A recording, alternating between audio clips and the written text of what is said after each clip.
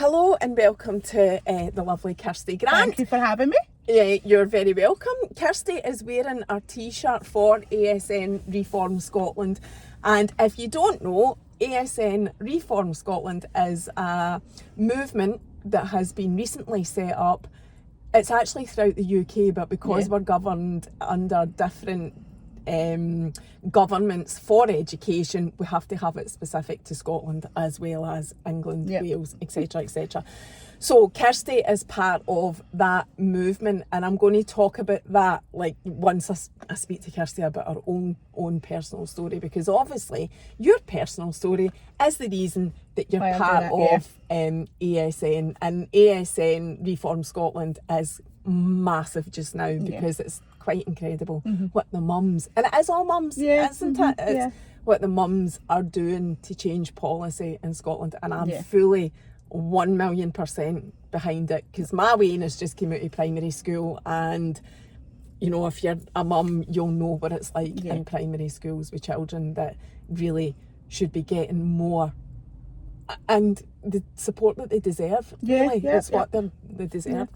So anyway, Kirsty, tell us your personal story. So I have 3 kids. I've got Jamie, who's 14, Justin, who is 10, and George is 6.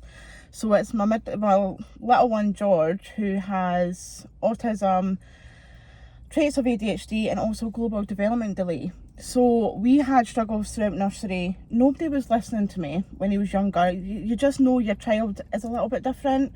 Because I had 2 children previously, he wasn't meeting milestones or anything like that. And everybody just kept saying, oh, he's a boy, he's a typical boy, he's a bit slower. Or I got, it's fine, your older 2 are doing stuff for him, that's why he's slower. But I say slower, Mary, it was a lot slower. Like, he wouldn't sit up till he was like nearly a year. He wouldn't walk, he wouldn't tolerate lumpy foods when we're meant to, you know, move them next. They just wouldn't do that. So I remember saying to the health visitor at the time, I remember bringing up when George was 9 months old, autism, and she shook her head off. She said, oh, don't be stupid. 9 months, so you knew at that point. Yeah, because he used to do, now, George used to be only months old, and I was really into Zumba at the time. I would take him to a Zumba class, and he would like do this high-pitched scream for hours, a happy scream. And he would do this kicking his legs for hours, and knowing what I know now, I know that was a stim. Even at like so like young an age. So it wasn't, the struggles never really started, Mary, till I would say George started nursery. That's when it really hit home that George was really different to other kids. It got to a stage that I couldn't cope. Because we weren't getting any support. Now, he started nursery, it was fine. Nursery noticed a lot of difference with him, because obviously he was non-verbal, no communication, he was in his own little bubble, no sense of danger awareness. He just, he would just kind of... Were you still getting fobbed off? Yeah, at this point, So he's getting into nursery, he's non-verbal, it's quite clear that he's not the same, and you're still getting fobbed off by the health visitor. He's just slower. He's just slower. Now, it wasn't till we started nursery, and we're thankful that we had an amazing nursery teacher, well, nursery manager, who actually took me aside and was like, look, Kirsty, it looks to us that he's got additional needs. You know, he's not meeting milestones, he's not socially, you know, active or anything like that. He wouldn't want anybody near him. So she had put feelers out to the educational psychologists from Fourth Development. We all come together and we all agreed that he did have some sort of additional needs. I thought, this is great, it's going to move. Didn't move. We were still kind of left in limbo, and it wasn't until the summer of 21, obviously COVID had hit with 2020, things were pushed back, and the nursery was really struggling with George, with his behaviours, with his communication, all these things. So then got in touch with Fourth Development again to say, look, we can't handle him as a nursery. You know, we've tried X, Y and Z for him, it's not working. So they then said, right, what we'll do is because by this point he actually put 2 kids in the hospital with his outbursts. I don't want that for George, you know. We were getting threatened as parents for people coming to the door, from people saying they're going to start a petition to remove George from nursery, things like that. But then I couldn't come to them and say, but he's got this, he's got that, because I didn't know. I didn't know what he had. So Force Development had then decided, right, this little lad needs 1-to-1. So it was fine. And they actually let me on the interview. So who was going to be his 1-to-1? To then got his 1-to-1 to be told, right, he's only got it for 1 term. This was And I in was like, school. wow, this when was he a started nursery. school. Oh, This was nursery. nursery. Right. So they only allowed that 1-to-1 for 1 term because Not of the even a whole funding. year? No, Not even a 1 whole year, term, 1 3 term. months. Jeez. So then what the nursery did is they had to take it out of their fund to keep this girl on. It didn't come from higher up, Mary. They had to take it out of the nursery fund to get George that support for longer than 3 months because they pulled that 1-to-1. So what they did is they employed that girl, not for necessarily George for 1-to-1, just an extra member of staff. So that meant when George was in nursery, he would have a member every day that was assigned to George. Now, that's when the tickers kind of went for me, thinking something's seriously wrong if they've not got funding, you know, for kids with additional needs. And then it was the summer of that year that things just took a turn for the worse for us as a family. We had went through so much, and obviously being an additional need parent, the worst time for us is holidays. Like, it's just, he's out of routines, there's no structure. Although we try, Mary, we do. But then I've got the older kids to think about. You know, they want to go out and do stuff, but I can't because George, and obviously I still work, Nick still works. He works Monday to Friday and I work Saturday, Sunday. So there's none of the time together. So this summer, there was an incident where George had got out of the house. So I was on the phone to Enable Scotland. So I had to try to get in touch with outside agencies, Enable Scotland, Inquire, social work department, anything to give us some support. But they just kept on saying to me, Mary, oh, it's fine, Kirsty. You've got it. You know, you've got it. You know, you're a stable family. You're not a vulnerable family. There's nothing we can do for you. And I'm just thinking, what are we going to do? I'm just stuck in this little bubble. So George had got out, so I was on the phone to Enable Scotland, didn't hear the door getting opened, and it was only a 4.5 minute conversation I had to come to my front door wide open. And I'm thinking, he's went out. Got in touch with the emergency services, the police, and the police lassie on the phone, Mary, was like, Mrs. Grant, you need to calm down, you're going to have a heart attack, because I couldn't breathe. And I was outside in my jammies, it's in the morning, so I'm screaming his name on the phone, out in my jammies. Terrifying. You're laughing now, but it would have been terrifying. I think it's probably the worst experience that I've ever experienced, because I think he's vulnerable, he's young, he has a nappy on, like, wow, like, there's so many horrible people out there, Mary. And by luck, this car stopped, and it was an off-duty police officer. And he says, excuse me, lass, he says, are you looking for a little boy? But me, because I was so frustrated, I'm on the phone, I was like, well, I'm not going to be out my jammies for nothing, you know. And I was like, I'm sorry. I says, look, I says, yeah, I says, he's went out, I says, he's got additional needs. But even at that point, I didn't know what he had. I just knew that he had something. He says, look, it's okay. He says, my sister's along at the end of the road. Now, it was 30-second walk, but it felt forever. I couldn't get to him any quicker. But by the time I got to him, the police were there. So the police had brought us back, and they'd come in, and obviously being like that, it's a risk to all the family. It's a risk to George, it's a risk to us. So then they had said, look, I gave them a bigger picture of what was going on in the family, and he said, and you try to tell me that you've no support. And this has come from the police. I says, no. I says, nobody's stepping in to help us. And he says, you know, we're seeing this all over. He says, people like yourself who think they've got it together and you're struggling. I says, I know.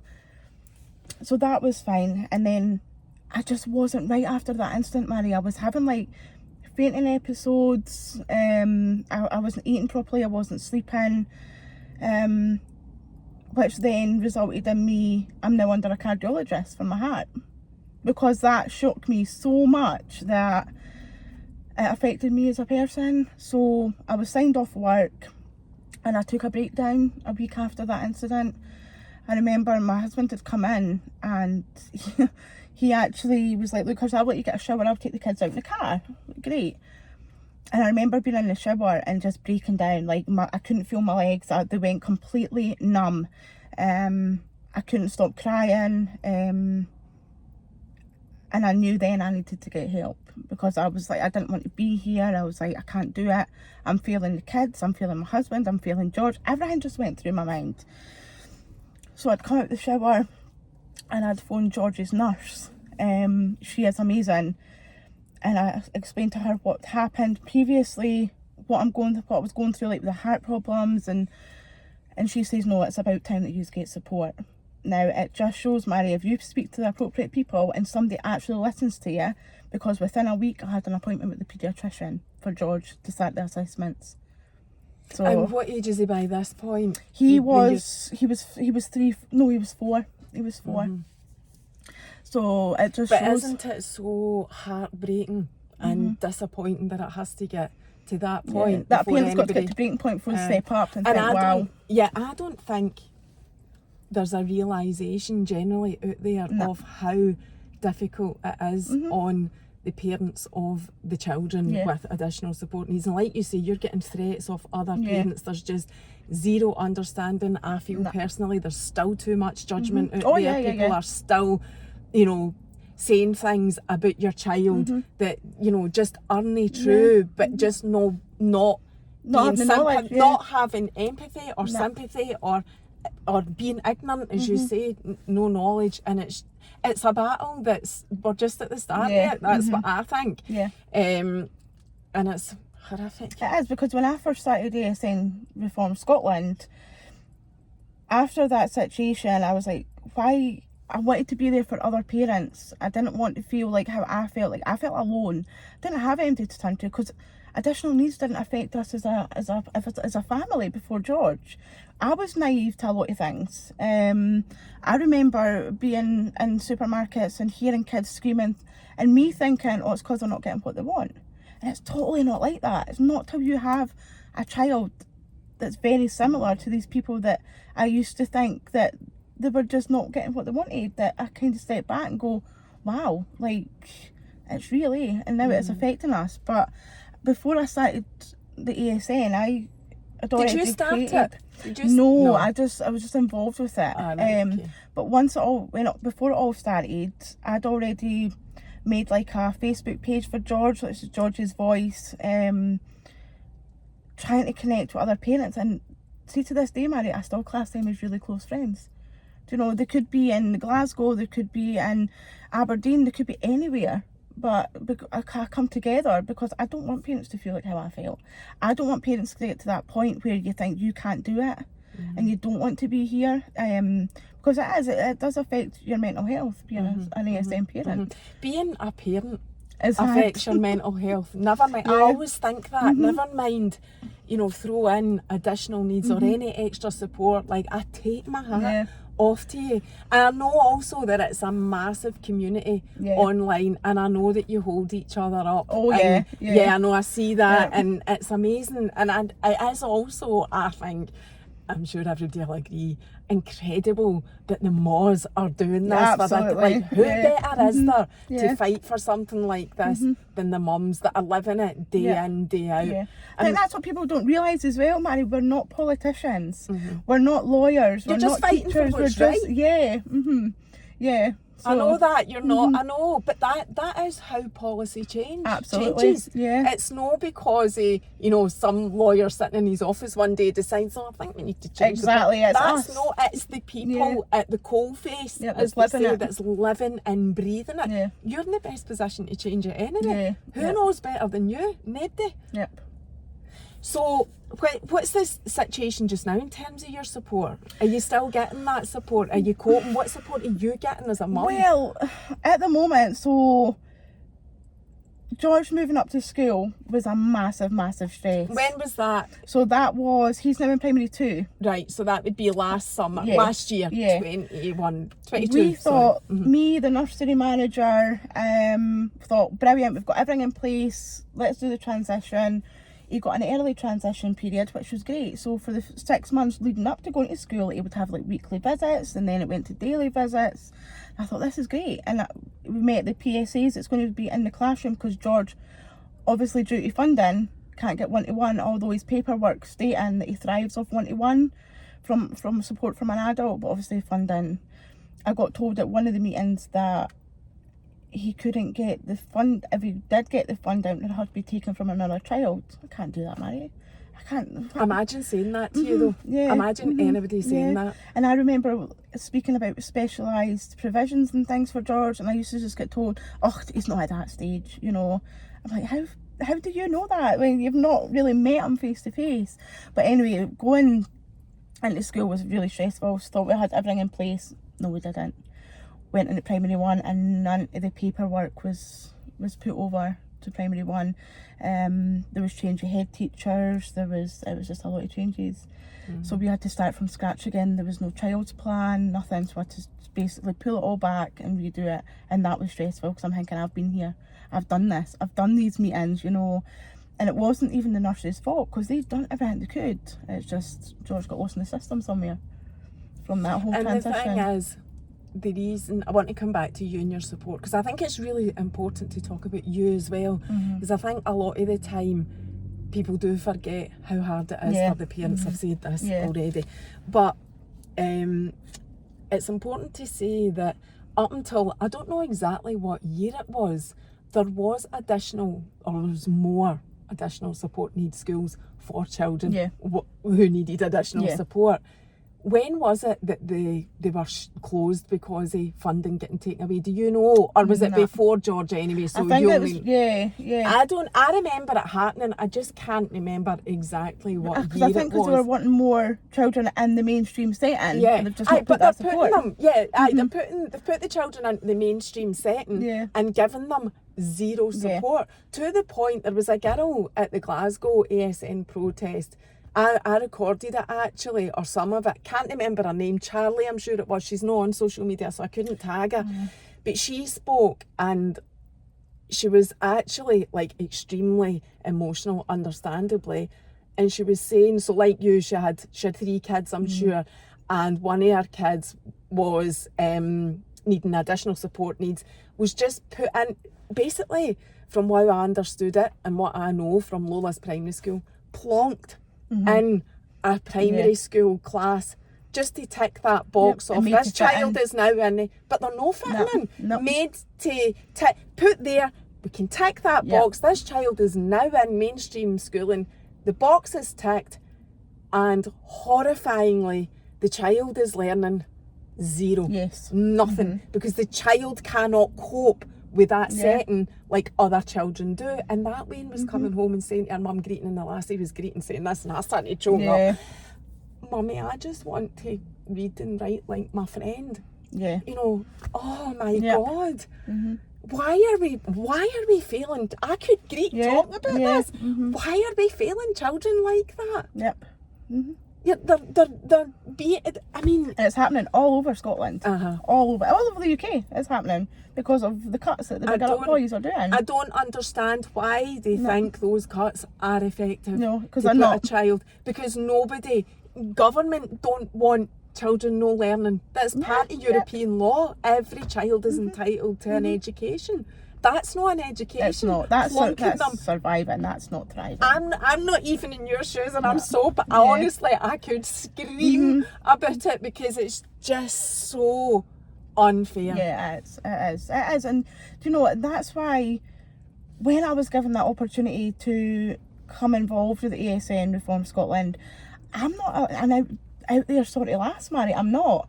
I'm more of like, I used to, before George came along, I didn't have a voice.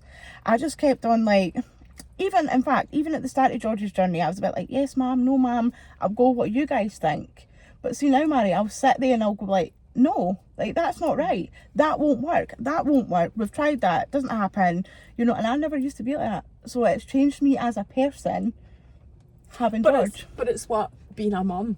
Dusty, you would take a bullet. Oh, 100%. Day in, day out. It doesn't matter what your child's needs are, whether it's my Wayne or your Wayne or whoever's Wayne, we all feel the same about our Wayne. And if you need to fight that fight, regardless of the person that you are, you will fucking fight you find it. Because that's what we do. I know that. Again, I'm getting goosebumps because you find so that strength. Because I never ever, even my husband will say to me, Mary, wow, Kirsty, I would never expect you to come out with that. Because I had to learn to be the kids' voice. The devil do it. No. No. And if I don't think George would be where George is at the moment. Yeah, we still have our ups and downs with school and things. We wouldn't be here if I didn't have that voice. If I was that, the old me, right, okay, I'll go what you guys want, and then get walked over. It's not happening, Mary. It's not happening. Like, it would never happen It'll be anymore. over your dead body. Yeah, absolutely. No, I get it. Absolutely. So what stage is he at now? I'm jumping all over the place. There's so much I want to ask you. So he's now in primary 2, so he's not got one-to-one support, obviously, due to funding, but he's got an amazing PSA that's in his classroom. But what does PSA stand for? The Something support. Terrible. It must be Pupil support assistant. My God. Aye. So she's in there, but again, Mary, she is stretched to her limits. Even just this week, she has been the only PSA in the school. So how does that work? I've had this conversation with the teacher, you know, even with when I did the Fife protest, I had this conversation with the counsellor. I get that you are trying to pull in people. I get you are trying to pull in staff, but why are you not pulling them in? Is it money? Oh, clearly it is. You're not paying your staff enough. There's no adequate training and there's no support on the workload. You know, and she couldn't come back to me and say anything because I hit the nail on the head. You guys are needing to step up and offer these teachers the appropriate training, the appropriate pay. But yeah, she's the really thing, good. I know, and it's worth saying that the other thing about this is, at local level in the schools, it is not their fault. No, it's not. They cannot do anything No. about it. And if you do try to speak to them about it, they're also fearful for their jobs. They're a closed book. They can't yes. say, you know, you're hitting a brick wall, basically. They can't talk about it. But I know, because I've had a teacher who's not a teacher, you know, now he decided to go a different avenue after his degree. But it's well known within the schools, within the teacher community, that they are massively up against it, and their jobs are extremely challenging because they're the ones that are having to try and manage the children with additional support. And they're not qualified. No, they're not. In their classroom environment and try to make it. They're stressed out their box. What you maybe don't know is teachers are leaving their professional hand over fist as well, because it's like the NHS. They can't cope with the pressure workload. that's getting put on them. You've got the backing, Mary, from the teachers' union. You know, she came and spoke. One of their ladies came and spoke at the Glasgow protest. Just how much, you know, that they struggle with additional needs on top of everything else that they've got to deal with. And we've also got backing from teachers, obviously anonymously, because obviously they can't, to just how much they feel they're failing kids in their classrooms. Do you know what I mean? So yeah, we've got it from all avenues. So the only way that you can actually fix it is by going straight to Scottish Government. That is the only way to fix it. But going back to George, I never let you finish what you were saying. So how is he in primary 2? He's got his support teacher that's spread extremely thinly. Is he getting to do and learn the same things that other children? Is he still non-verbal? No. So this excellent. past year, George's words have came on greatly because we had speech and language. I had to go on like 6 courses and all this thing to help George. So he is talking. Well, what they class as pre-verbal. I don't like that word, Mary, pre-verbal. But what even does that mean? I know, pre-verbal. So he is saying words, he's saying sentences, and he's understanding so much more. Because when we were going through the difficult stage with George, he had none of that. And that's where the frustration and the violence and that came out of it. But yes, he's getting there, and he's learning. He is still behind. He's always going to be, Mary. He is always going to be behind with his learning, but he's getting forward. there. And is that down to all the support that you went and independently sought from yourself for all these agencies that you mentioned, Enable Scotland and everything that you said? And again, you know, it shouldn't be as hard as that to get your child. It shouldn't be the fight that I had to put. Like I remember phoning social work. That I've always thought social work to be quite negative. It's just because I've not had dealings with them. And I remember phoning social work and saying, look, I need help here. Like, our whole family's at breaking point. And they just kept on saying, no, you're not a vulnerable family. You know, there's nothing we can do at this time. And that's when I contacted Jenny Gilruth. contacted her team. Who's she? She is, well, she's just had a promotion, but she was like the education, but she was also my Fife's local MP All right, okay. at that time. So I remember getting in touch with her and saying, look, well, her team, and I was like, we're getting fobbed off left, right and centre, and you know, within maybe a week and a half of Jenny's team getting onto it, we had social work. We had social work, we had assigned a social work assistant, so it just shows you that it can be done. But why is the fight? He who shouts loudest, you know, is getting, it shouldn't be like that. Shouldn't. I know, but it just proves that They can do it. but it can be done. Yeah. Aye. So are you quite, dare I touch heady wood, are you quite happy right now with the way things are going at this moment in time? But the future is a worry. Is that kind of where you are? Or how would you describe where you are with George? Because I want to talk about you with as well. George, I do feel that he's getting the adequate support from this PSA. As a whole, Mary, I don't think. To make George come on a bit more, they need more. Right. So from Assist, I don't know if you've heard from Assist, I've asked the school to get Assist involved. They come out, they assess George, they'll tell the school what to put in place. Is that another independent agency? Yeah. It's a charity. Yeah. So I still want them coming out because I don't feel that George is 100% there. Small things, Mary, like, I'm not blaming the school, I'm really not. I turned up to school one day and George is still in nappies with bowel movements. He's not processing that whole toilet and pooing and so I turned up to the school and I says, look, he's asked for a nappy on, would you put one up? Yeah, I'll put one on him. Picked him up that day to be told, oh, he's had a really unsettled afternoon, and I thought, oh, okay, fine. Got him home to realise that there was fecal burn in his bum. No nappies were taken out his bag, so obviously they hadn't done what I'd asked in the morning, which then George went to having some sort of fecal in his bum, which is uncomfortable, which he won't tell the teachers, he won't tell them that that's happened. So I had to say to them, look, there's his trigger right there for an unsettled afternoon. How would you like it if you had that happen to you? So it's silly things like not cutting up an apple. He's coming home with whole apples. Now in his child's plan, he will only eat apples if they're peeled and cut, but they're coming home whole. Things like that is the small things that I am sick of repeating myself continuously with the school, whether it's his bowel habits, whether it's his eating habits, or his kidney problems, because he's got renal reflux kidney, so he needs to have a lot of fluid intake to keep his kidney going, and like that, like I'll come home and his urine is stinking because he's not had enough fluid. It's just wee things like that I just wish they would. So he's still not getting, I mean, you've made amazing progress, but he's still not getting his health what he needs aren't. No. So what about, and I know that's what you're fighting for, but what about you, Kirsty, as his mum? Do you know what I've got? Do you know who I've not got any outside support, nothing like that. The only people that I've got is the ASN girls and the hubby. That's it.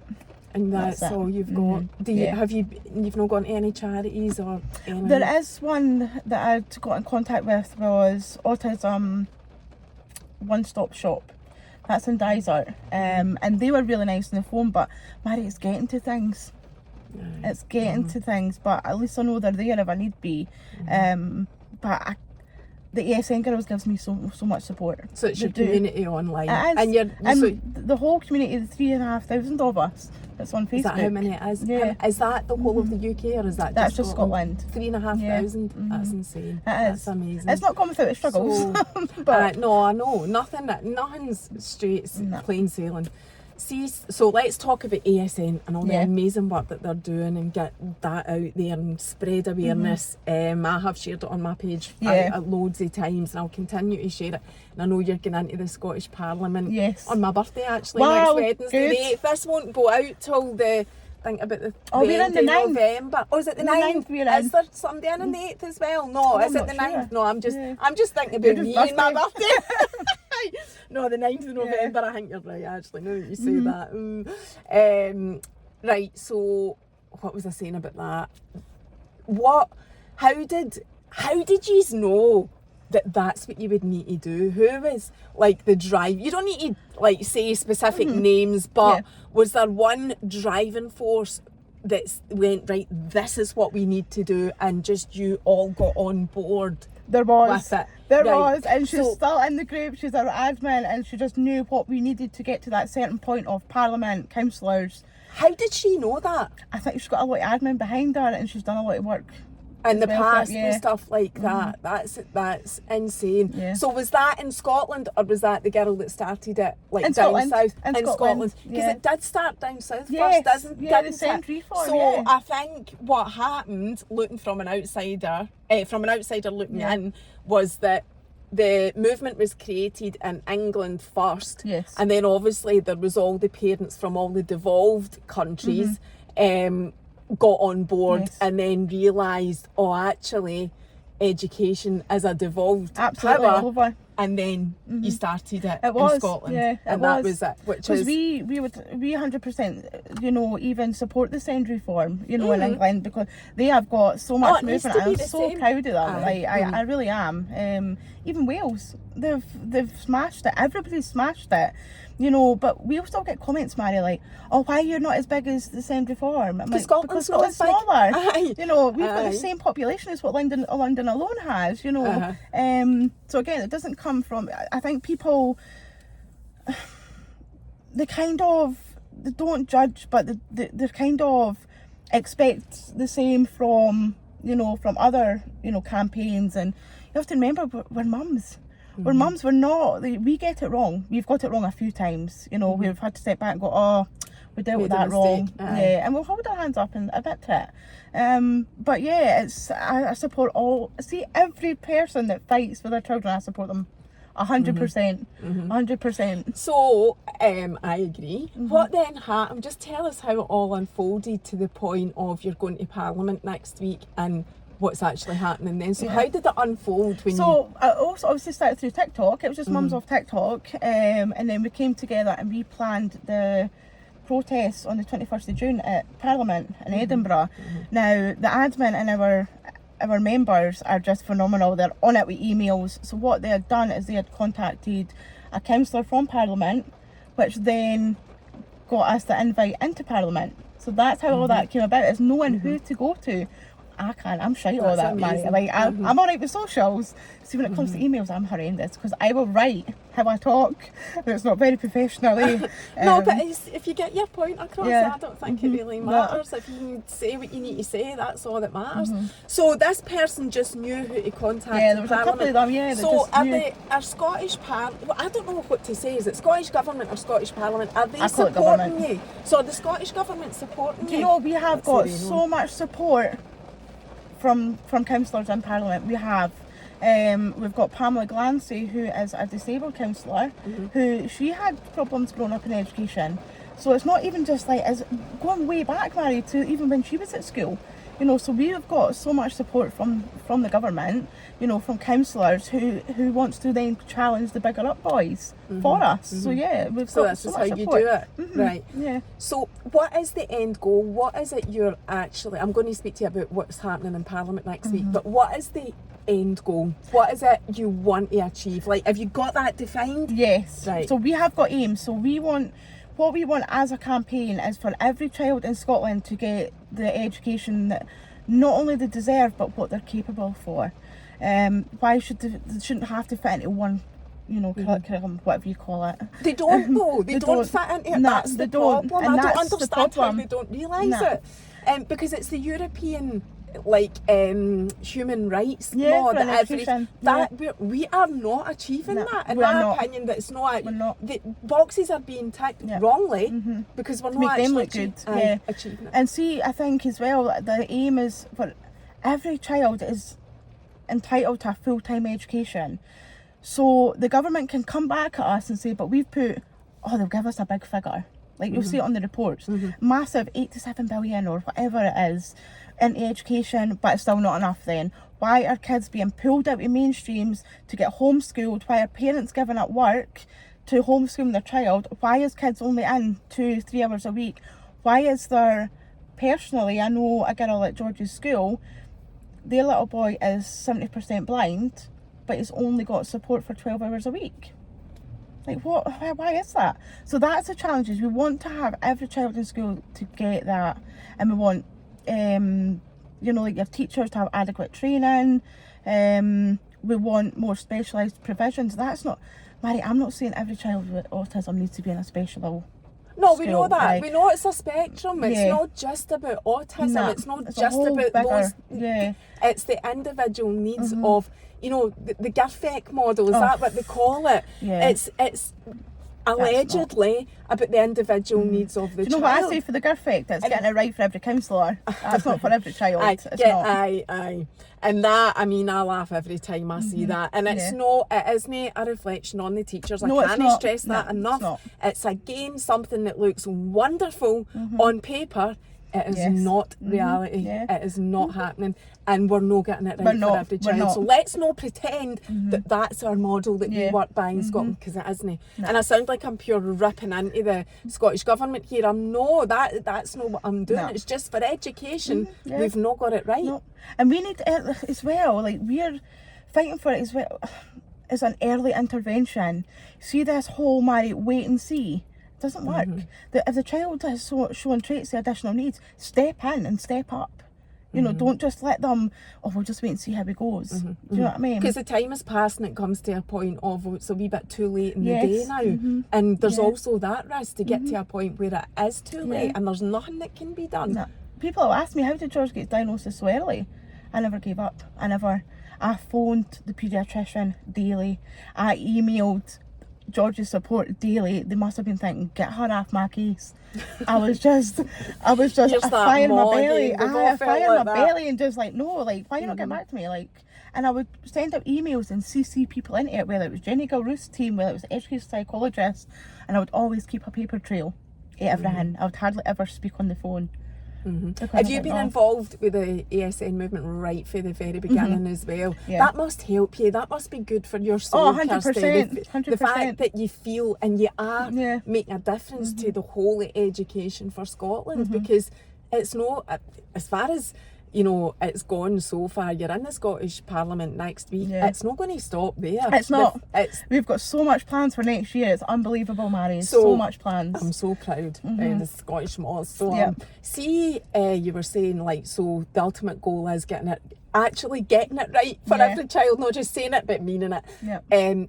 Do you know what that looks like? Are you looking for separate schools, or have you not defined that because you just want them to get it right, whether it's in the school that they're in, or whether it's in a different school? We want them to stop shutting them. That's what we want, and stop taking funding away from them. There are a for the few still specialised left. school. Yeah, I think there's only still 19 schools. That's not a lot. For the whole of Scotland. It's not a lot. How many do we really need if you were to put it into, do you know? No. I would say double that. Double that, you know. Easily. Oh, 100%, yeah, easily.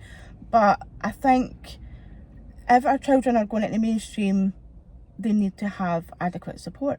They have to have that there, whether it's a unit or whether it's appropriate staff.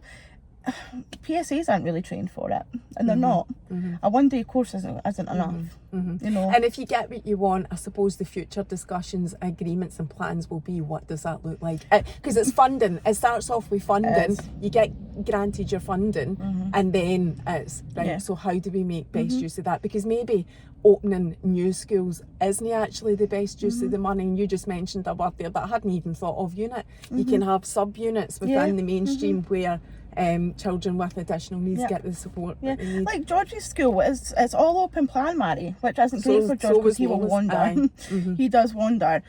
But even in there, they've got a sensory room. That's not enough. Do you know, that's not, like, I get that they've got a sensory room, but a unit with specialised teachers, you know, to deal with the high needs of the kids that's going into mainstream. You know, and the funding that for every school that they need, that school needs, you know, being assessed properly, allocate the relevant funding. I mean, I know there will always be mistakes. I know the world's not perfect. And we're never going to live in a perfect world. But this is like half the scale beyond measure. How wrong this is. So going into the Scottish Parliament next week, what does that look like? What's happening? It looks amazing. You know, again, I've got to thank the admin team for that point. Are you going? I am. Are you? I am. How many of you are going? So I think there's 5 or 6 of us Right. that's heading in. So we've pulled in a couple of ladies helping with the presentation. So it's getting the facts and figures and things like that. And the presentation looks amazing. Does it? Amazing. Are you speaking? Are you going to speak? Yeah, we will all speak up. All speak up. So Uh-huh. what we've done is we've got like a boardroom.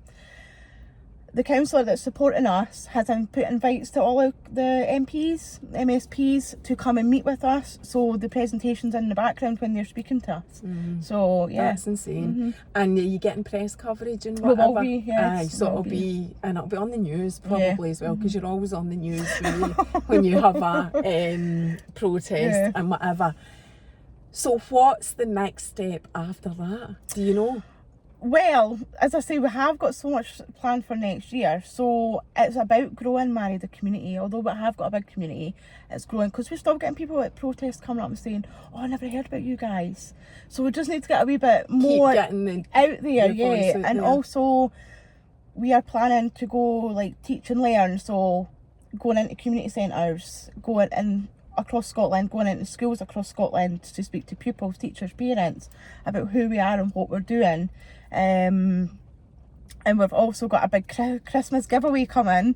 So I'm looking forward to that. But it's just going to keep expanding. It is. Growing. So Yeah. it's all about the power and numbers that you're And do you know looking what? to It's saying to achieve. the government, we're not going away. We aren't going away, you know.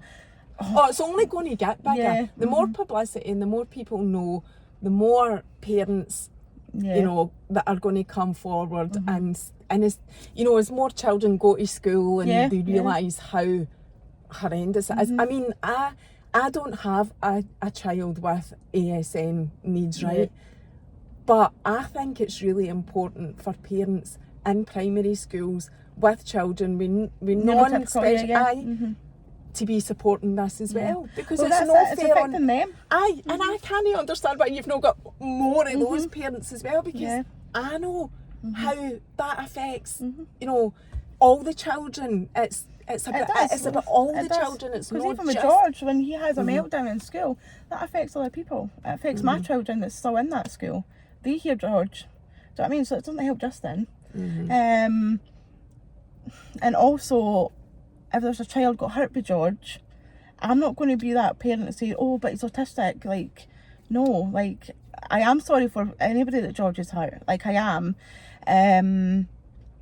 but I think parents need to be aware of how to approach. Yeah, I agree with you. And to have more Your son understanding. went and hit my son and blah blah, and I'm like, wow. And that is still a Still goes on. massive issue. I still get parents waiting on me at school, Mary.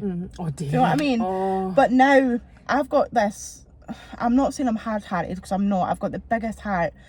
I can only say to them, look, I apologise what happened, but unfortunately George wasn't in my care at the time, so if you want to complain or anything, that's the school's problem. That's not a me problem. I agree with you. I think that's a massive misconception as well. People see, I've got this issue with, or I did in primary school, where parents think it's okay to approach other parents And because it's of not. something that's went on at school. That's a massive culture that exists, and I'm one of very few people that disagrees with that, because when your child is in school, you're not It's not- responsible I don't know for what's their going care. on, yeah. So if you want to know what's really happened as another parent, you need to go to the school, know the parent. That's I totally agree with you. But And- on the good hand as well, the positives to that, like I know I had a parent come up to me and she says, Kirsty, I just want to let you know, she says, a child went to hit my child and George stepped in and pulled that child away and saved my child, and I was like, oh, brilliant. So it's good that way, it's bringing it back. And then another parent, I think it was a gran that came to me, and soon they're like, you're George's mum. I think, oh fuck, like what now? Aye. And she was like, just to let you know that it was my grandson that got hurt by George, but we just want to know, look, we know that he was too close to George and he didn't know, you know, that George was in some sort of meltdown, so look, we understand. Things like that, I'm like, oh, thank God. They're huge. It must be such a stress for you. Your heart must sink when parents come up to you. Do you not try to make it well known? Would it make a difference if people knew the circumstances. That's why I'm not shy about it anymore, Mary. You do just say it. Yeah. Like, I'll see if somebody's actually given me the time, I would go through the struggles I have with George, go through his diagnoses and things like that. Because we still get the ignorant one that's... blames the parents. Drives me insane as well. That if you had discipline, you wouldn't be like that. Aye. Do you know, these sort of comments piss me off. Yeah, I'm the like, same. Wow, like, if it was like that, my other kids would be the same. Do you know what I mean? But it's not like that. And they're just, as like, I really don't, I don't like that saying it's the parents to blame, because I get in some situations with some children, not additional needs, whatever it is, there are scenarios where it is as a direct result of parents' behaviour, and there's a lot of that as well. I get that, but see, when you're talking about neurodivergent, you can't blame the parents. That is, like, especially when you know, it's like saying it's vaccines. Do you know what I mean? There's always some sort of that's caused I just feel blanket approaches to anything. It's just wrong. There's so many factors to take into consideration with any situation, whatever it is. It's not just this or that or whatever, and that's just purely down to judgmental views. In my opinion, is, you know, a lot of George's meltdowns when he was non-verbal or non-speaking was the fact that he couldn't communicate his need, and that was a lot. Like, there was 1 year, Mary, £4,000 worth of damages in the house. Because of George's meltdowns, he would throw, he would hit, and it was just unbelievable. Unbelievable. It was the same year that I had the breakdown. All that was going on. Are you getting any therapy for anything like that for you? I went through a therapist. I paid out for a therapist for three sessions, but I just felt that everything she was telling me I'd already done and already tried, and she would say, take time out for you. When? When would you like me to do that? When my kids are in bed, that's when I like to get my house done. Do things. So see, when you tell parents that whatever George's diagnosis are, do you feel that does get you more understanding, or does it create zero empathy? Do you know, 90% of the time it does cause a lot of understanding, like a lot of understanding of where I'm coming from, but there's that 10% where I do believe in autism. Autism was there in my day. Do you know what I mean? But so it there's was still that percent. It just wasn't known. In their day. It just wasn't. There was nothing known about it. Yeah, I remember being at the shop, Mary, and being like, so George would do like a high pitched stim.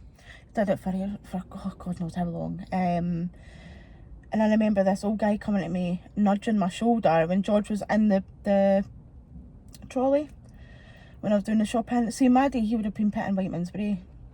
I was just like, you've just said that to a fucking 3-year-old child. Do you know what I mean? And I was like, see, and do you know what I turned around to him and said? I'm going to respect you because you are an elder. I says, but I'm also going to feel sorry for you because you weren't educated when growing up. And I just walked away from him, and I thought, I can actually, like... How can people do that? To and Maddie, he'd be pitting Linbank. It was Linbank. Imagine in Dunfermline. Where, you know, where the Down syndrome kids and all that went. You don't even need to explain it to me what it is. I know from your tone, the way you said it, what it is. Aye. Why are people... It's just ignorant. It's ignorance to you. But that's why I am so passionate what I do. And I raise that much awareness, and I'm not shy. I just had a conversation with my husband the other day. I think George had went and done something when he was out with him. I was like, did you explain about autism? No, I never said. And I was like, Nick's very, very, very in himself, very, very quiet, doesn't speak about a lot. And I was like, but Nick, this is the time, do educate them, do explain why George did that. Was it going to put his knee on somebody, going to put his head on somebody's knee or something like that? Aye. So I think that's where me and Nick clash, where I'm so out there. Don't get me wrong, he'll share things on his social media and things, but I don't, like, face to face, he would never think of doing anything like this, or, you know, to his employers or anything like that.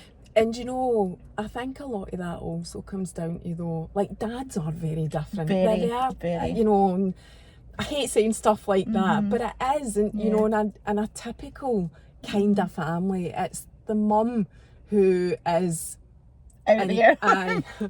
In charge of the care and doing everything and with the child the biggest percentage of the time. Not in all cases. I don't want to disregard any dads that are putting in a shift. No. It's just that typically that's how it is. Yeah, if there's a mum and dad there, you know, it's going to, like, Nick will not say, Nick won't know who his paediatrician is or anything like that. Aye. But knowing he's there for me and knowing he's there for the kids is a massive massive support. My heart goes off to anybody that does it single-handed. Oh, I know. I couldn't.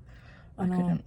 I think that just about single parenting anyway. Again, regardless of any additional needs. So, you know, I can't My heart goes imagine. off to any of them, honestly. Like, I couldn't.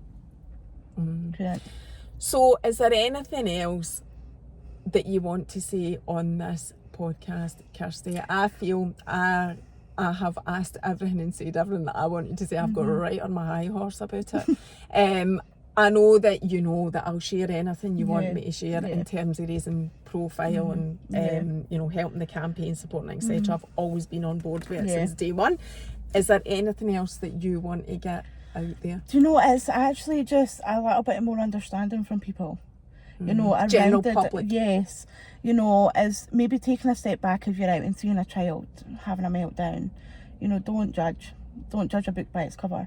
And also the neurotypical parents, you know, to come support us as well. Although we do have a lot, but I think becoming a full community like that, not just the ASN children and parents, but the whole community, and show them and standing up and saying, well, no, you need to get it right, you know, and just standing as a one.